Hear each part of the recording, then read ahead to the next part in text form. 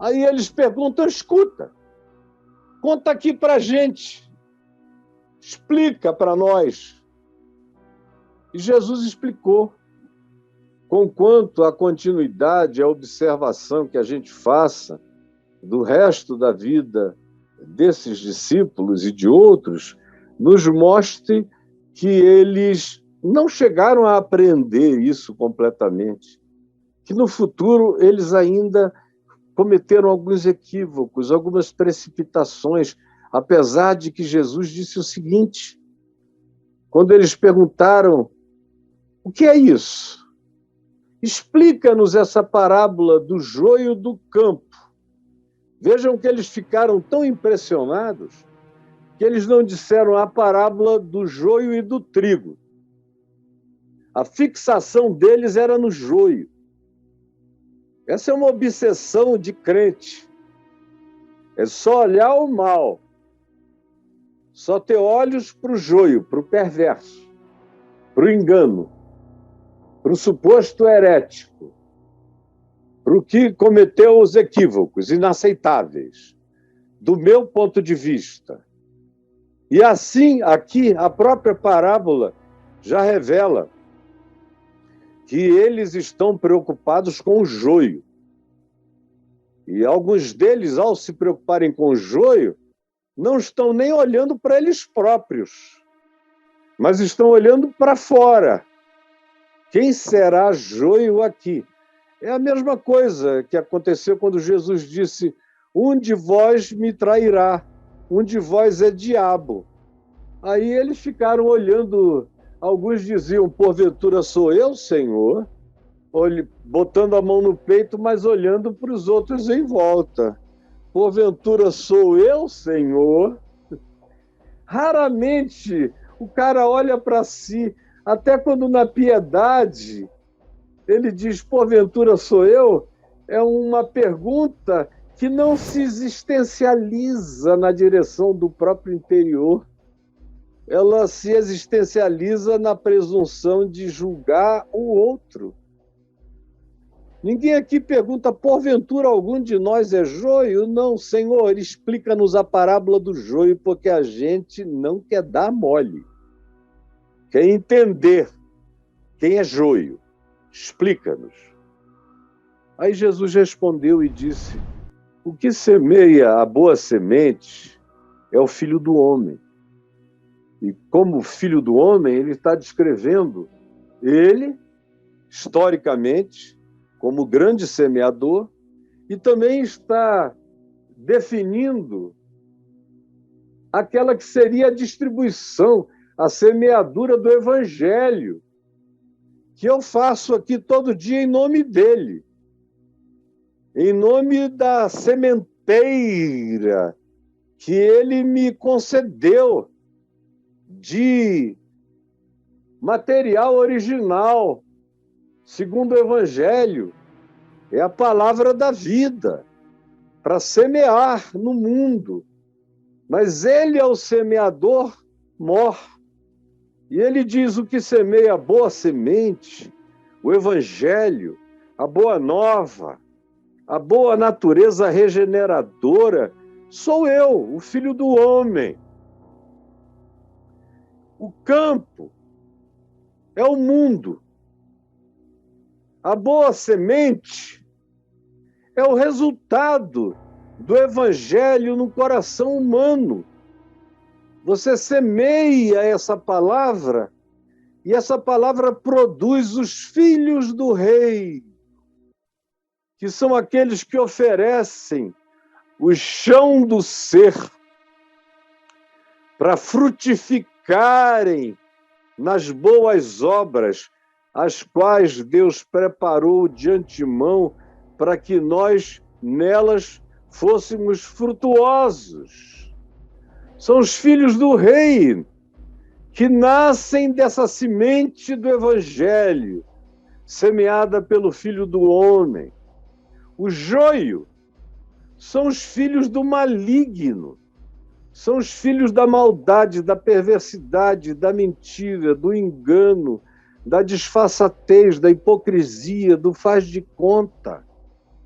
E o inimigo que faz isso, o inimigo é o que semeou a má semente, que semeou o joio, que semeou esses filhos malignos, que semeou os filhos da perversidade. Quem fez isso foi o diabo. Esse é o inimigo do reino de Deus, é o inimigo dos filhos do reino, é o inimigo do filho do homem, é o inimigo da verdade. Foi o diabo que semeou. E é ele que faz manutenção desse engano no mundo. Como Jesus mesmo disse em João 8, em Mateus 23, Paulo diz isso mais de uma vez, tanto em Atos quanto nas suas cartas, aludindo aos filhos do diabo, cheios de todo engano e de toda malícia, e que pervertem os santos e retos caminhos do Senhor. Filhos malignos, como Jesus disse, àqueles que se escudavam. Olha como o joio adora a religião.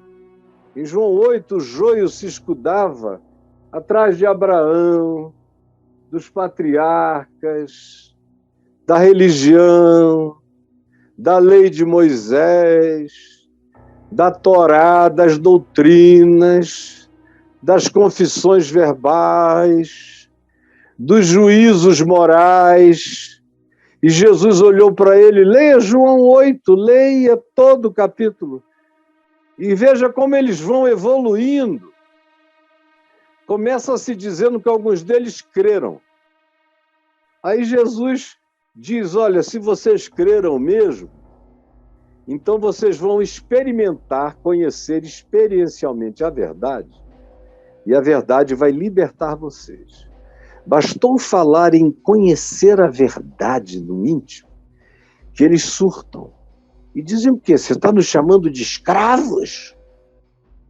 A gente já nasceu no bem. Nós já temos esse pedigree. Nós não somos filhos de nenhum maligno, nós somos filhos de Abraão, que é o nosso pai. E aí esqueceram que, sendo filhos de Abraão, eles foram escravos no Egito. Foram escravos, muitas vezes, uns dos outros. Foram escravos dos persas. Foram escravos primeiro dos caldeus, depois dos medos, depois dos persas, depois dos gregos, depois dos romanos. E nunca deixaram de ser escravos da religião e de si mesmos. E disseram, nós somos filhos de Abraão, nunca fomos escravos, não se enxergavam. Aí Jesus teve que dizer, vocês, quem dera vocês fossem filhos de Abraão, porque se vocês fossem filhos de Abraão, vocês não quereriam me matar. Vocês não seriam contra o que eu ensino, porque Abraão viu os meus dias e se alegrou e se regozijou. Ao contrário, infelizmente eu tenho que dizer que vocês são filhos do maligno, filhos do diabo, e vocês querem satisfazer-lhe os desejos, que são desejos de ódio. Vocês se identificam com o ódio, com a falta de empatia, com as raivas gratuitas, com as iras, com os apartheids, com as separações. São filhos do diabo. Vocês se identificam com a mentira, com o engano. Vocês não têm o pudor de dizer a nenhum de nós foi dado conhecer a verdade do coração humano.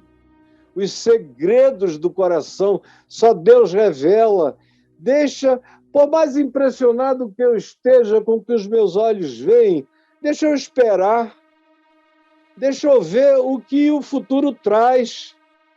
Deixa eu ver o que é a história, o que é a consumação, o que o escatom de Deus traz como revelação, porque não são os meus olhos que têm capacidade para enxergar isso. Então Jesus diz são filhos do maligno, convivendo com os filhos do reino. Então ele diz que a ceifa, o dia do juízo, o dia da separação, não é o Supremo Concílio da Igreja Presbiteriana em Cuiabá, nem de longe. O dia da separação é feito pelo Filho do Homem, é feito pela manifestação da luz absoluta, é feita por mensageiros celestiais que vêm de outra dimensão. Não é trabalho para a superficialidade do olhar, dos credos, dos juízos, das doutrinas, dos dogmas, da arrogância de vocês, não. De modo nenhum. Jamais foi, jamais será. Tem que esperar chegar a hora da ceifa. E a ceifa chega todo dia. A ceifa chega porque tem gente sendo ceifada e morrendo, partindo, saindo desse mundo, do campo do mundo, todo dia. Chega a ceifa. Anteontem, o meu querido irmão amado, cuja imagem ontem eu dei até para o Braulio colocar aí, mas o dia foi de uma agitação tão grande, ontem que eu nem pude mostrar a foto do meu querido amigo Carlos Fábio, que parece alguém da minha família, tem o nome de um dos meus tios, Carlos Fábio, mentor do Caminho da Graça em João Pessoa, na Paraíba. Vocês estão vendo aí, e que partiu para o Senhor anteontem. Esse aí era um trigo puro. Trigo, trigo, trigo. E foi ceifado por anjos e levado para o celeiro eterno. Esse é um trigo que já demonstrou a vida inteira que era trigo, deu fruto de trigo, viveu como trigo e morreu como trigo, e está nos celeiros celestiais, guardados pelo amor de Deus em Cristo Jesus. Obrigado, Braulio. Então, a ceifa acontece todo dia. Talvez haja alguém aqui comigo que pudesse dizer ontem, anteontem, semana passada, alguém que eu amo, uma pessoa de Deus, que eu respeito muito, foi levada, está com o Senhor. Amém. Agora, a outra ceifa, sem ser essa ceifa que acontece pela morte, pela partida, quando a gente é levado desse mundo e colocado aonde quer que a graça de Deus nos ponha, a outra ceifa é aquela que acontece com a vinda do Filho do Homem. É aquela ceifa do escatom, da volta do Filho do Homem, na consumação de todos os tempos, de todos os séculos, de todas as eras e de todos os aeões. E esse tempo e essa hora não chegou. E Jesus disse que ninguém sabe quando será e nem chegará. Portanto, essa segunda ceifa está para além de mim. Jesus disse, os anjos não sabem quando será, nem o Filho. Portanto, não se metam. Vocês, no máximo, têm a capacidade de identificar a ceifa que acontece na história quando um ser humano é levado desta dimensão para outra e vocês constatam que foi. E quando é uma pessoa como Carlos Fábio, que deu todo o fruto do trigo e do pão da vida enquanto vivia, sem brincadeira, e ninguém dá fruto do pão da vida morrendo de dor, de câncer, de quimioterapia, de radioterapia, dor. angústia, angústia, angústia, e dando fruto, fruto, fruto, fruto, fruto, fruto, e parte em paz. Esse é trigo. E as suas obras o declararam e o julgaram. A frutuosidade não deixou dúvida. Esse é o único manifestar de ceifa passível de observação ante os nossos olhos, mas não de juízo em relação a quem não viveu como Carlos Fábio viveu, dando fruto.